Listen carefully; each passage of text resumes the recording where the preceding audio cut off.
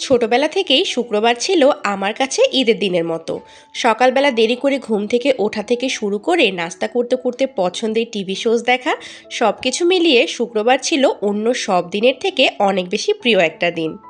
সকাল 10টার আগে আম্মু তো আমাকে কখনোই ঘুম থেকে ওঠাতে পারতো না, কারণ সারা সপ্তাহ এত বেশি প্রেশার থাকতো। সকালবেলা ঘুম থেকে উঠে প্রাইভেটে যাওয়া, স্কুল করা, তারপরে আবার প্রাইভেট সব কিছু শেষ করে বাড়ি আসতে আসতে একদমই সন্ধ্যা।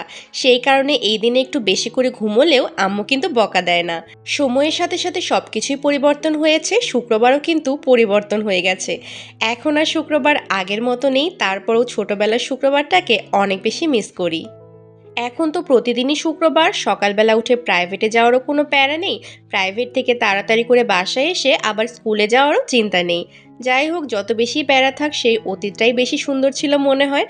আসলে মানুষের মনটা এমনই, অতীতকে আমরা বেশি পছন্দ করি, আবার যখন বর্তমান অতীত হয়ে যায় তখন সেই সময়টাকেই বেশি বেশি মিস করি। যাই হোক, আজকে শুক্রবারের দিন, তো শুক্রবারে স্পেশাল রান্নাবান্না চলছে আজকে।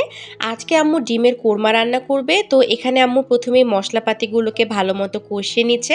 এখানে আম্মু হচ্ছে গরম মশলা দিয়েছে, তারপরে হলুদ মরিচের গুঁড়া, ধনেপাতা গুঁড়া, তারপরে হচ্ছে আম্মু বাদাম বাটা দিয়েছে, কাঁচামরিচ বাটা, সব কিছুকে আম্মু ভালো মতো কষিয়ে নিবে। এবার আম্মু এর মধ্যে দিয়ে দিচ্ছে 1 কাপ পরিমাণে দুধ, আর এখানে আম্মু হচ্ছে বাটা পেঁয়াজটা ব্যবহার করেছে। আর রান্না শেষের দিকে এখানে আম্মু ভাজা পেঁয়াজটাও দিয়ে দিবে। এই খাবারটার মধ্যে কিন্তু গ্রেভিটাই মেইন, মানে গ্রেভিটা যত মজা হবে খাবারটা ততই ভালো লাগবে। তো আম্মু এবার এর মধ্যে চিনি দিয়ে দিল।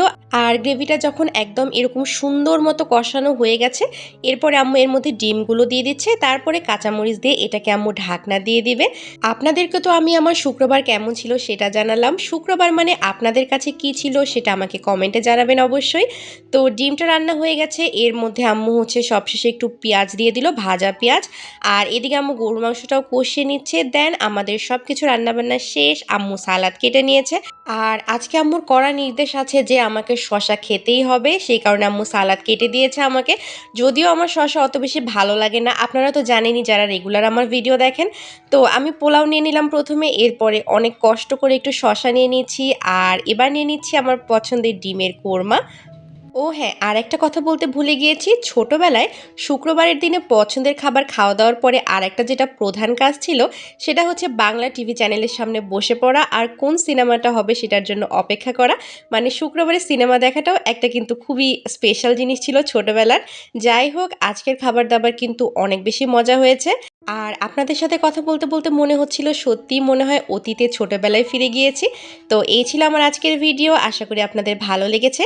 আপনাদের সাথে দেখা হবে পরবর্তী ভিডিওতে, ততক্ষণ পর্যন্ত সবাই ভালো থাকবেন। আল্লাহ হাফেজ।